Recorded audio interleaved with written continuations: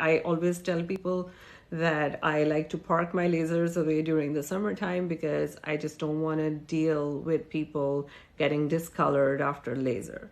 During summer, there are places that would sell you lasers, some form of lasers, but it usually is a bad decision for most skin types because it gets sensitized to not just the sun rays that, and I'm sure that during summertime you are not just exposed to sun, but also it gets sensitized to heat.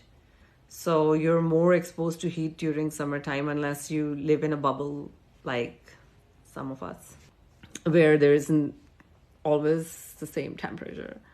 What is the best season for laser treatments? Yeah, so winter. So the dead of the winter.